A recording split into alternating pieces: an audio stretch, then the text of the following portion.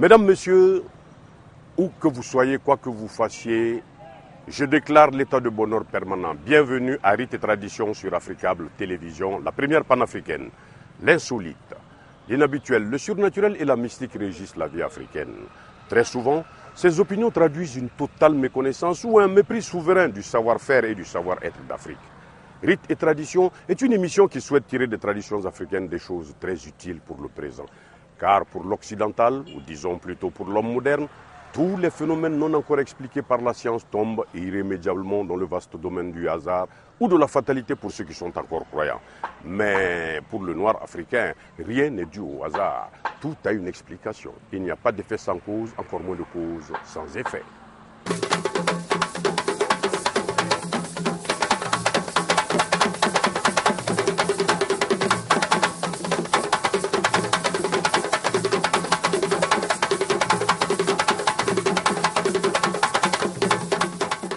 Daman Traoré, acte 7. Merci pour tout ce que vous faites pour la culture au Mali. Mais qu'est-ce qui se cache derrière votre projet en Astrabo? Merci, M. Konaté.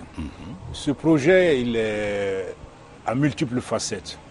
D'abord, nous avons commencé par faire des concertations. Une fois que nous avons repéré dans chacun des cercles de la région de Sikasso, j'en arriverai tout à l'heure pourquoi la région et pourquoi les cercles. Donc, une fois que nous avons repéré des acteurs culturels dans chacun des cercles de la région de Sikasso, nous avons organisé des concertations culturelles avec ces acteurs-là. Les travaux ont consisté en 3 jours à faire l'état des lieux, c'est-à-dire dresser l'arbre des problèmes et l'arbre des objectifs pour un plein développement de la culture et dresser un plan d'action.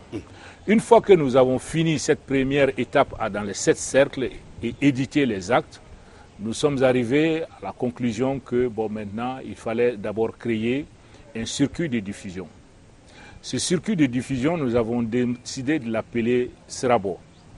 Parce que nous nous sommes rendus compte que les grands manques de la culture au Mali, il y a le manque de circuit de diffusion.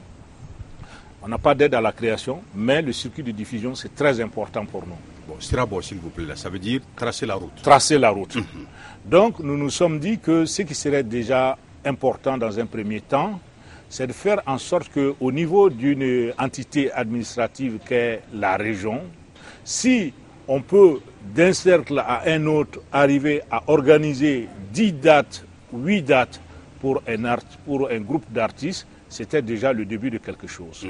Parce que dans le grand problème de la piraterie, un des aspects, à mon avis, est le manque de marketing. C'est-à-dire, une fois que des cassettes sortent à Bamako, dans l'intérieur du pays, les gens n'ont pas accès parce qu'il n'y a pas de circuit de diffusion. Donc, du coup, la place est laissée libre aux pirates qui fabriquent et qui, parce que c'est l'offre et la demande. Absolument. Donc, c'était intéressant de réfléchir et de faire en sorte comment on peut mutualiser des moyens pour permettre à ce que chacun, en apportant le peu, que ce soit en termes de temps, que ce soit en énergie, que ce soit en matériel, que ce soit en connaissance, nous permettait quand même en ce moment-là de mettre en place une politique qui permettait à des artistes de circuler. Voilà un aspect de ce projet Srabo. Vous avez parlé tantôt de la région. Pourquoi spécifiquement la région de Sikasso? Aujourd'hui, le Mali, après les événements que nous avons connus, il apparaît qu'une des solutions serait la décentralisation et qui va vers la régionalisation. Nous avons vu au niveau de l'ancien programme de l'Union européenne qui était le PADES, qui appuyait la politique culturelle du Mali, qui était censé s'appuyer sur des régions. On a même recruté des agents mis à la disposition des présidents du Conseil de cercle sans avoir pensé à concevoir une politique au niveau régional. Donc, nous nous sommes dit qu'il faut maintenant partir de l'entité qui est le point de développement au niveau de la nation, qui est la région, partir sur une région.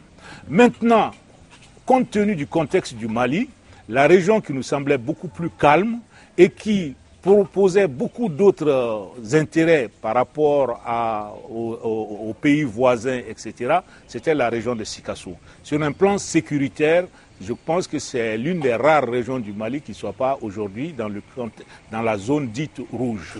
Voilà, donc c'est le choix de la région. J'entends aussi parler de coalition. Qu'est-ce que c'est? En 2005, l'UNESCO a pris une grande résolution et il y a eu une convention qui est née là-dessus, qui est la convention sur la diversité des expressions et des contenus culturels. Ce texte, à notre avis, qui fête ses 15 ans cette année, est un texte majeur. Qu'est-ce que la Convention dit? La Convention stipule que c'est un droit inaliénable pour chaque État de concevoir sa politique culturelle. C'est la Convention qui dit que la culture n'est pas une marchandise. Si elle était une marchandise, elle ne serait pas une marchandise comme n'importe laquelle des marchandises et qu'elle ne doit pas être gérée par l'OMC. Ce texte est capital. Donc, à partir de cela, il y a eu les mouvements, les acteurs culturels à travers le monde qui se sont résolus à fédérer leurs énergies, à créer des coalitions pour défendre cette coalition pour la diversité des contenus et des expressions culturelles. Donc, la coalition du Mali est née à la faveur de ce militantisme-là. Nous avons pu mettre dans chacune des régions du Mali une coalition. La dernière que nous avons eu à mettre en place, c'était la coalition de Kidal. C'était un certain 11 août 2011 à Kidal. Ensuite, nous avons réuni tous les membres des régions à Bamako pour le congrès de la coalition. Le congrès constitutif a eu une vie difficile parce que ça s'est tenu le 4 avril 2012. Déjà, des délégués de Tombouctou et de Kidal étaient encore coincés à Bamako à cause du coup d'État et de l'annexion des 3/3 du pays. Maintenant, vous pensez que, est-ce que cet aspect, ce que vous êtes en train de faire, ça peut permettre de faire connaître davantage le tourisme au niveau du sud du Mali? Si vous regardez bien, le tourisme au Mali, c'est beaucoup plus les régions du nord. Pourquoi? Parce qu'il y a eu des missions au temps de la colonisation. Je parle de Jean Rouch, je parle de Germaine Jetterlen, je parle des missions Lyoté, etc., qui ont travaillé pour faire connaître les lieux culturels, les lieux de mémoire de ces différentes régions, que ce soit le pays d'Ogon, que ce soit Tombouctou ou Gao.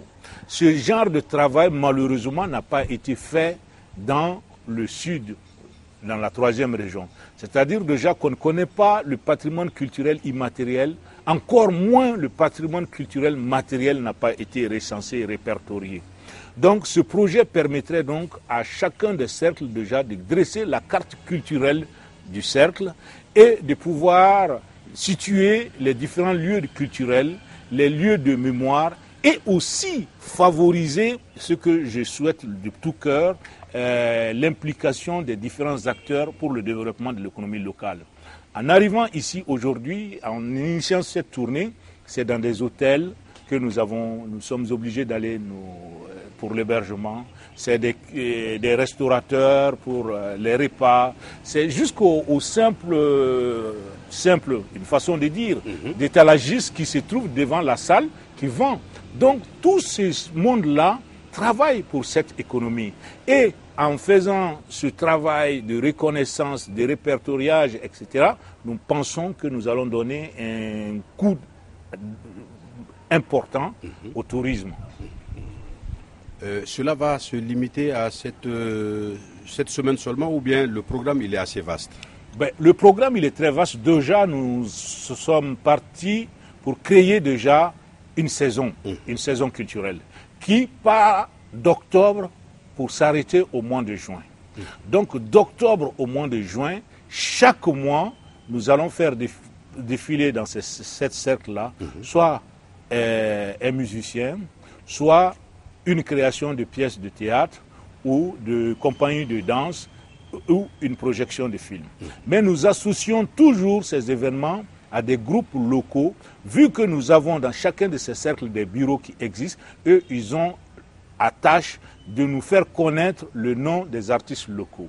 Ce qui nous permettrait, en saison morte, quand à partir de juillet, août, septembre, de pouvoir dire, tiens, nous avons vu tel artiste qui a du talent. Est-ce que nous ne pouvons pas mutualiser encore les moyens pour lui permettre de faire une création dans des conditions acceptables? Et cette création permettrait de devenir une école de réalisation, formant ainsi différents acteurs dans différents métiers de la culture. C'est-à-dire qu'on pourrait recruter un jeune qui va être le gestionnaire de la tournée de cette personne qui a été recrutée, qui va bénéficier du travail d'un professionnalisme, d'un professionnel en arrangement, si on est dans le contexte de la musique.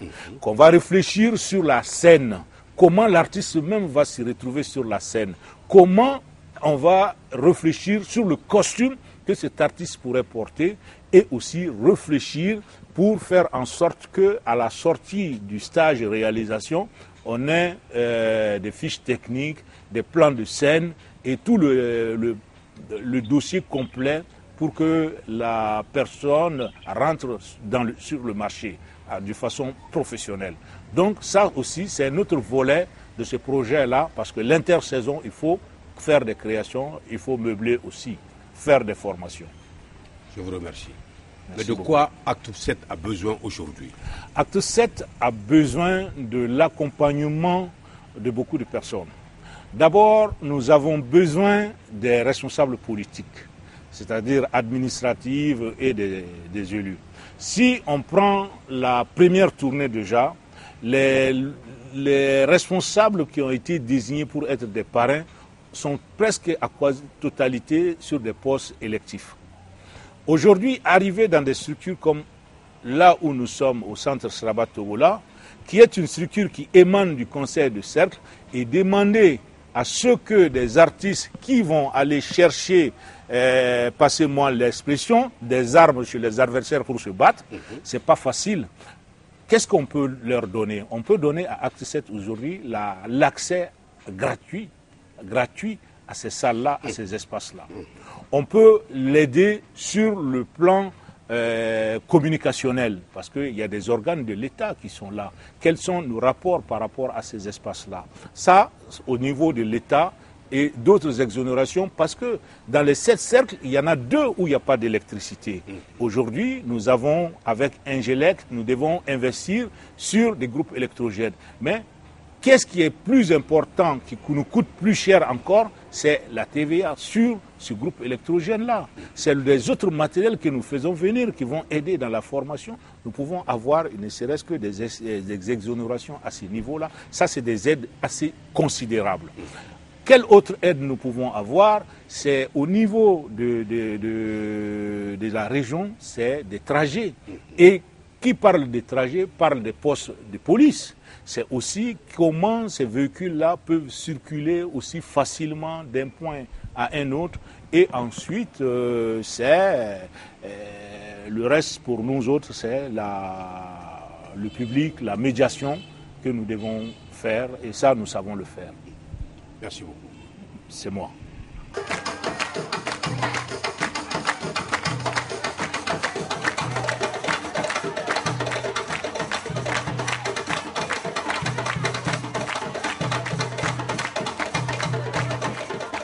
Le cercle de Bougouni se porte assez bien. Assez bien, ça veut dire. Ça veut dire que le conseil des cercles remplit ses fonctions et depuis notre installation, depuis 2009 jusqu'à cette année, nous avons pu toujours rendre les services que nous devrions à la population. Donc c'est pourquoi nous avons couvert beaucoup de besoins en éducation, en santé et beaucoup d'autres choses. Sur le plan infrastructure, nous avons réalisé pas mal d'écoles dans beaucoup de communes du cercle. Et au moment où le second cycle était Et entre les mains du Conseil des cercles, nous avons pu réaliser au moins près d'une quinzaine d'écoles que nous avons construites à travers le cercle. Et maintenant, nous sommes avec les lycées et nous nous occupons très bien du fonctionnement de tous ces cycles. Et nous avons aussi accompli beaucoup de travaux avec les centres de santé de référence où nous avons fait des réalisations et le soutien aussi de toutes les structures qui sont chargées de faire fonctionner ces différents établissements. Nos perspectives, c'est de veiller toujours à la bonne marche de l'école, de la santé, et bien sauvegarder la santé de nos populations et accompagner tous les services techniques dans leur démarche quotidienne. Avec toute mon équipe qui m'a toujours aidé, et nous avons toujours été ensemble, les vice-présidents et l'équipe, tout le personnel du Conseil des cercles. Chacun vraiment a bien travaillé et j'ai reçu le soutien de tous les conseils des cercles de Bougouni. Et je salue par la même occasion tous les conseillers aussi qui m'ont apporté leur soutien durant le mandat.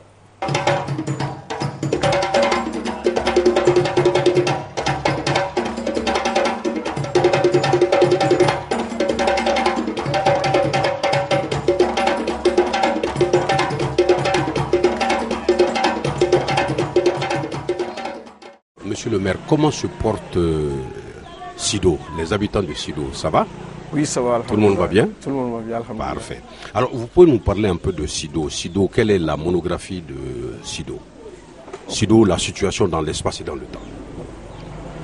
La commune rurale de Sido est située dans la région du Mali et plus précisément dans le cercle de Bougouni et à 123 km de Bamako sur la route nationale 7, composée de 27 villages avec une population de 18 502 habitants, conformément au recensement du RAVEC.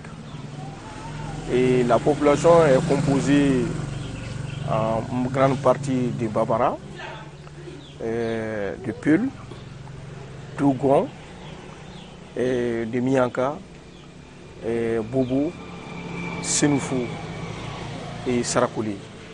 Mais véritable commune cosmopolite. Donc une commune qui est pratiquement l'homogénéité qui reçoit pratiquement toutes les populations vu sa position géographique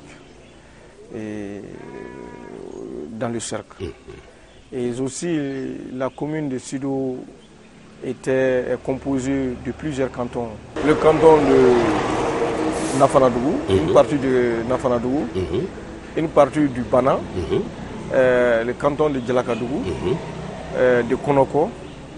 Et donc c'est 4 cantons qui composent la commune. L'ancien arrondissement, ça faisait partie de l'arrondissement central de Bougouni. Et à la création de la commune, ces différentes populations ont eu Sido, avec 3 centres de santé communautaires, avec des écoles publiques, 25 écoles publiques dans la commune. Et la population est en majorité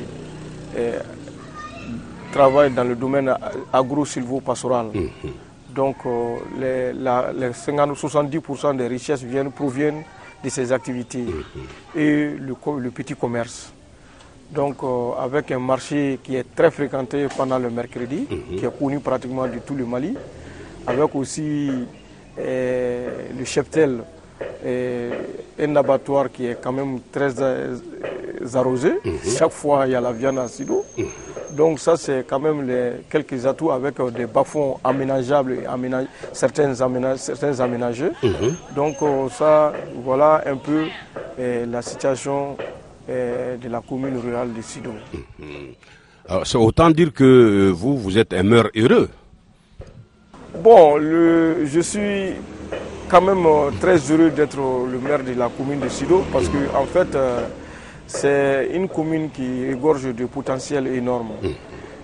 Seulement la maigre ressource qui font que nous n'arrivions pas souvent à exploiter les potentiels. Parce que pour exploiter ces potentiels, il faut quand même des gros investissements souvent pour mettre en valeur un certain nombre d'atouts de la commune. Donc, à part ça, c'est une commune qui n'est pas mal, qui va au pas du caméléon, qui va sûrement, lentement mais sûrement. Très bien. Mais dites-moi, alors pourquoi avoir accepté d'accompagner ce projet Traçons la route de Acte 7? Quand Acte 7 nous a quand même proposé le lancement, nous avons sauté sur l'opportunité. Parce que c'est quand même un moyen non seulement de démocratiser l'art et la culture, mais aussi c'est en fait décentralisé. Absolument. Parce que l'artiste que les populations doivent se déplacer pour faire 100 km, 50 km pour aller voir, et s'ils ont ça en dehors de la télévision, s'ils ont ça tout près à côté d'eux, je pense que si un maire a la chance de créer cette opportunité dans la commune, je pense que ce ne serait pas de trop. Donc je suis aussi un homme convaincu que sans la culture, l'art, notre développement ne sera pas au pas que nous voudrions. Car il faut toute modestie garder, il faut savoir qui tu es d'abord pour pouvoir prétendre d'être quoi que ce soit. Donc, et c'est à travers l'art et la culture que nous pouvons vraiment nous approprier nous-mêmes de nos valeurs. Et je pense que c'est une chance pour le Mali de pouvoir encore vulgariser de telles activités pour pouvoir permettre aux populations de créer la ville dans leur village. Donc je pense que s'il y a à refaire, je n'hésiterai pas à accepter de pareilles occasions.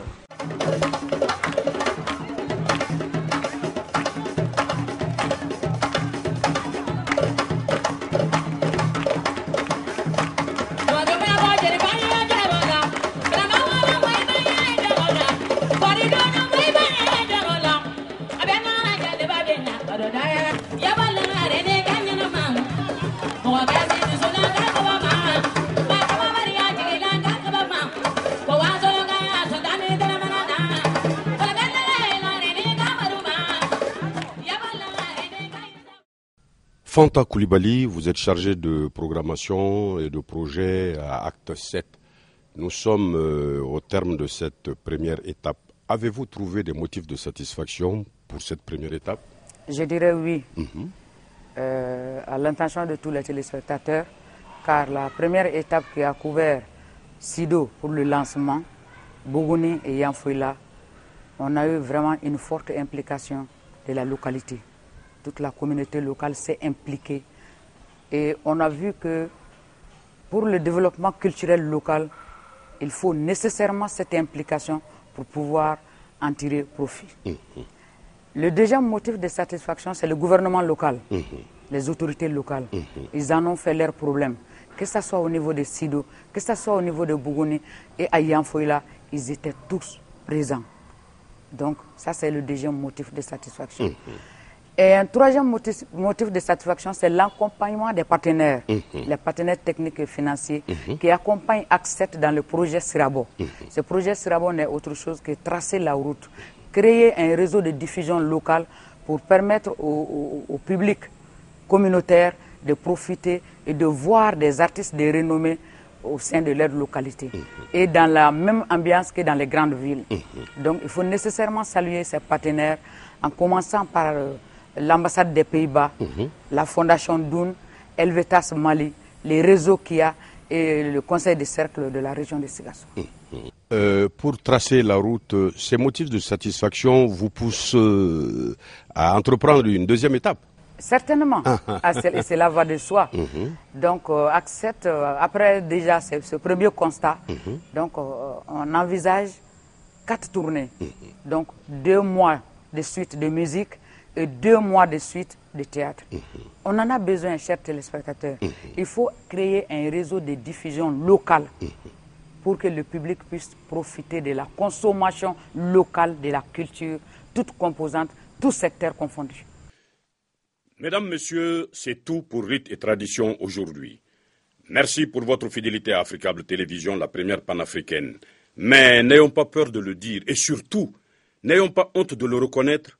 Les intellectuels africains ont décroché tous les titres universitaires en vue d'Afrique, d'Amérique, d'Asie et d'Europe. Cependant, n'ayons pas honte de le reconnaître et surtout, n'ayons pas peur de le dire. Ils demeurent encore et toujours des analphabètes culturels à l'entrée du vestibule de la mémoire perdue de nos ancêtres.